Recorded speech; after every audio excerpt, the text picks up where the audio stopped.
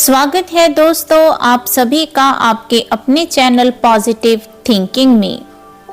इस वीडियो में मैं आपको 2024 में संकट चतुर्थी व्रत कब है और उसकी कथा क्या है वह सुनाऊंगी। दोस्तों अगर आप इस चैनल पर नए हैं तो पहले चैनल को सब्सक्राइब कर लें और मेरी आने वाली वीडियोस की नोटिफिकेशन पाने के लिए बेल आइकन को प्रेस करें। वैसे तो प्रत्येक माह में 2 चतुर्थी कृष्ण पक्ष और शुक्ल पक्ष को पड़ती ही है, लेकिन माघ माह के कृष्ण पक्ष में संकट चतुर्थी का व्रत खास महत्व रखता है। यह व्रत औरतें अपने बच्चों की दीर्घ आयु के लिए करती हैं। 2024 में यह व्रत 28 फरवरी दिन बुधवार को होगा। कथा एक समय की बात है कि एक बुढ़िया थी। वह आंखों से देख नहीं सकती थी। वह हर चतुर्थी को व्रत करती और तिल बुग्गे के लड्डू बनाती। उसका बेटा गाय भैंसे चराने जाता था। एक बार आस पड़ोस की औरतें उसे लड़के को सिखा देती हैं कि तू तो मेहनत करता मर जाएगा, लेकिन तेरी माँ तो आराम से बैठ के तिल बुग्गे की पिन्नियाँ खाती है। यह सुनकर बेटा नाराज हो जाता है और वह घर छोड़कर जाने लगता है। यह देखकर उसकी माँ कहती है कि बेटा मैं यह व्रत तो तेरी दीर्घ आयु के लिए ही करती हूँ। अगर मैं यह व्रत सत्य करती हूँ तो यह तिल भुग्गा ले जा, यह तेरी रक्षा करेगा। लड़का वह तिल भुग्गा लेकर घर छोड़कर चला जाता है। रास्ते में एक गहरी नदी आती है। वह लड़का सोचता है कि इतनी गहरी नदी मैं कैसे पार करूंगा, तो उसे अपनी माँ की दी हुई तिल चोली याद आती है। वह तिल चोली डाल देता है तो नदी रास्ता दे देती है।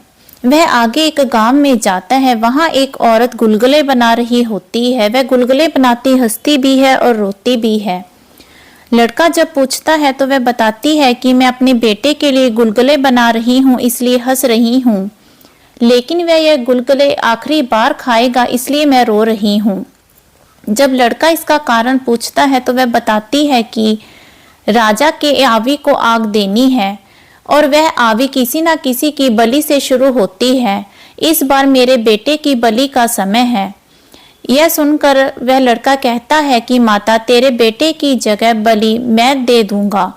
जब अगले दिन राजा के पहरेदार बलि के लिए लेने आते हैं तो वह लड़का उस माता के बेटे की जगह चला जाता है। वह आवी में एक कच्चा घड़ा लेकर उसमें बैठ जाता है और अपनी चारों ओर तिल बुग्गे की परिक्रमा कर लेता है। आवी जलाई जाती है और वह आवी 3 दिनों में पक जाती है। जब आवी ठंडी होती है तो उसमें से वह लड़का जीवित बाहर आ जाता है। यह देखकर राजा को बहुत हैरानी होती है। वह सोचता है कि क्यों ना मैं अपनी बेटी का विवाह इस लड़के से करा दूं, जिससे वह हमेशा सौभाग्यवती बनी रहेगी। वह अपनी लड़की का विवाह उस लड़के से करवा देता है। लड़के को भी अपनी गलती का एहसास होता है और तिल बुग्गे की महिमा का पता चलता है। वह अपने गांव को वापस चला जाता है।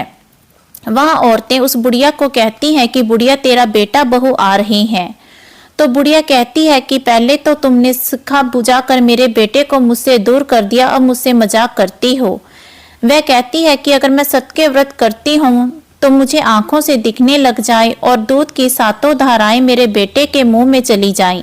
जब लड़का आता है तो उस औरत को दिखने लग जाता है और दूध की 7 धाराएं उसके बेटे के मुंह में चली जाती हैं। हे संकट माता, जैसे आपने उस बुढ़िया के बेटे की रक्षा करी, सबकी रक्षा करना। कहते सुनते हुंकारा भरते के भी। दोस्तों अगर आपको यह कहानी अच्छी लगी हो तो इसे ज़्यादा से ज़्यादा लाइक व शेयर करें और संकट माता का आशीर्वाद प्राप्त करें।